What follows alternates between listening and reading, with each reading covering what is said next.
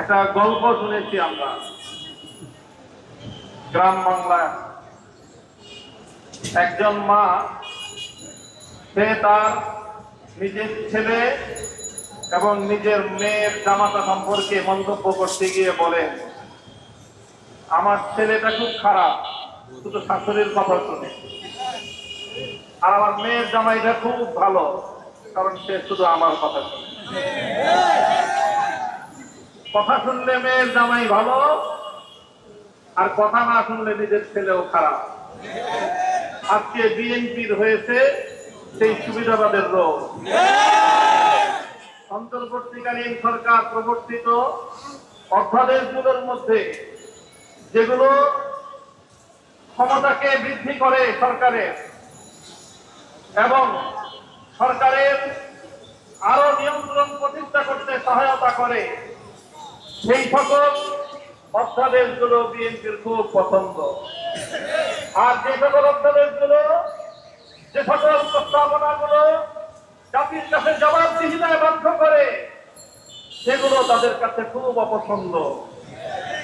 তাই আমরা মনে করি বিএনপি আর যে রাজনীতি করছে সুবিধাবাদের রাজনীতি।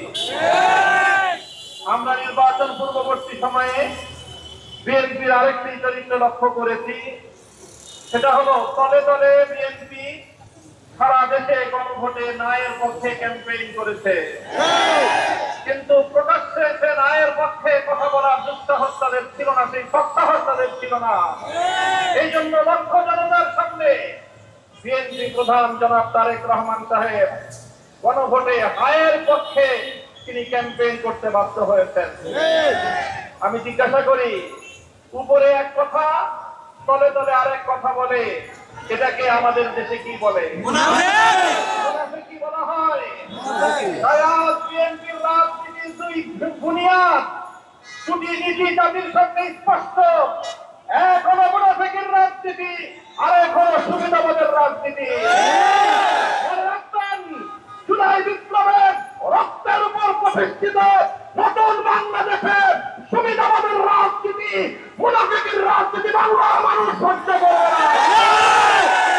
জনগণের পক্ষে, দেশের পক্ষে আপনারা যদি অবস্থান গ্রহণ করতে ব্যর্থ হন, দেশের জনগণের ম্যান্ডেটকে যদি আপনারা বৃদ্ধাঙ্গুলি প্রদর্শন করেন, বারবার বলছি, এদেশের জনগণের কোন রায়কে যদি হাইকোর্ট দেখান, এদেশের জনগণ রাজপথে আপনাদেরকে মোকাবেলা করবে ইনশাআল্লাহ।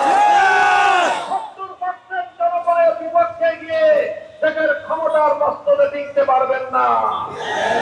শহীদ জিয়াউর রহমান, বেগম খালেদা জিয়ার সন্তান, কান খাড়া করে শুনে রাখেন, জনতার বিরুদ্ধে গিয়ে এম হাসান আজিজ মার্কা নির্বাচন করার চেষ্টা করবে, পরিণাম শুধু আপনারাই ঘুরবেন তা নয়, আপনাদের অপকর্মের কারণে দেশপ্রেমিক রাজনৈতিক সংগঠনগুলোর নেতা কর্মীরা 28 আগস্ট কিভাবে রক্ত দিয়েছে ঢাকার রাজপথে বাংলার মানুষ সে কথা ভুলে যায় না। আপনাদের ফুলের খেসারত দিতে হয়েছে আমাদেরকে, 25 বছর পর্যন্ত গুম খুন আর হত্যার রাজনীতির শিকার হতে হয়েছে। তাই আমরা চাই